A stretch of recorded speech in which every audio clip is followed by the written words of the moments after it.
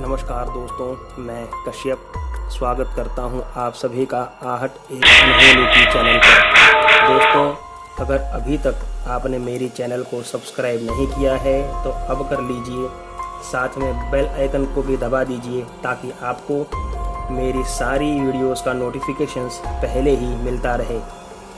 आइए दोस्तों, हम बढ़ते हैं हमारी कहानी की ओर। अनोखे लाल एक किसान था और उसके करीब 20 बीघा खेत थे। अपने माँ बाप की अकेली संतान होने की वजह से अनोखे लाल को कभी खेती से पैसों की कमी महसूस नहीं हुई और अनोखे लाल को भी एक ही लड़का था तो उसे भी कोई कमी महसूस नहीं हुई पैसों की अपनी पढ़ाई लिखाई में। अनोखे लाल एक दिन खेत में पानी चढ़ाने के लिए रात को निकले।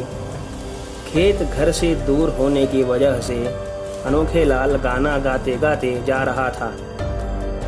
तभी रास्ते में अनोखे लाल को ऐसा लगा जैसे किसी ने उसकी पीठ थपथपाई। जैसे उसने पीछे मुड़ के देखा तो कुछ नहीं था। तब अनोखे को लगा कि शायद उसका वहम होगा। थोड़ी देर आगे जाने के बाद फिर से अनोखे लाल को लगा जैसे किसी ने उसके कंधे पर थप्पी मारी हो और वो तुरंत पीछे मुड़ा, लेकिन फिर से उसे वहां कुछ नहीं दिखाई दिया। अनोखे लाल को लगा कि शायद अंधेरे का फायदा उठाकर गांव का कोई आदमी उससे मशखरी कर रहा है। अनोखे लाल ने ध्यान न देते हुए अपने खेत तरफ रवानगी पकड़ी।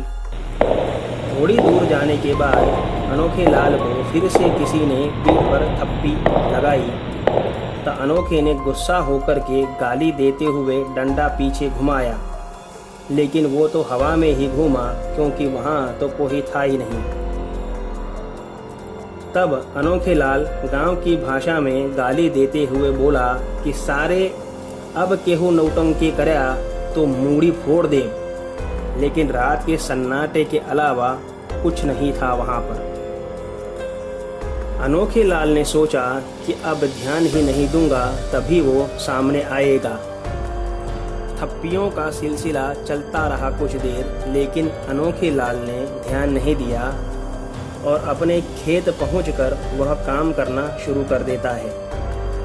अनोखे लाल का आधे से ज्यादा काम खत्म होने आया था और तभी किसी ने उसकी पीठ पर जोर से मारा और वह गिर गया।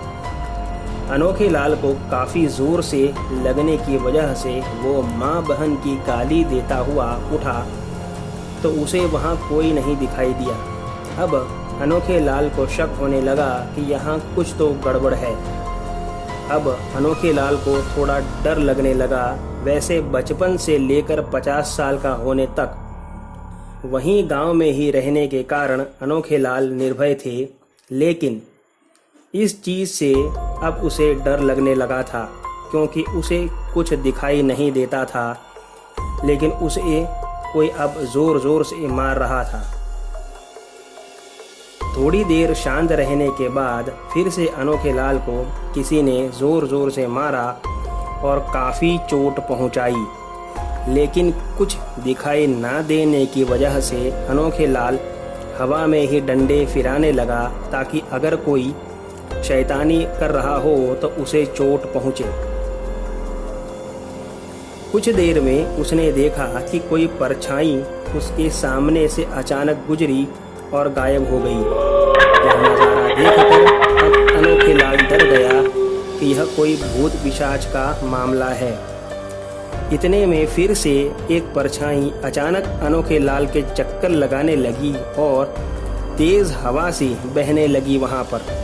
अब अनोखे लाल ने चिल्लाते हुए वहां से भागना शुरू किया और बस भागता ही रहा इस उम्मीद में कि शायद कोई उसकी आवाज सुन ले, लेकिन उसे कोई नहीं दिखा।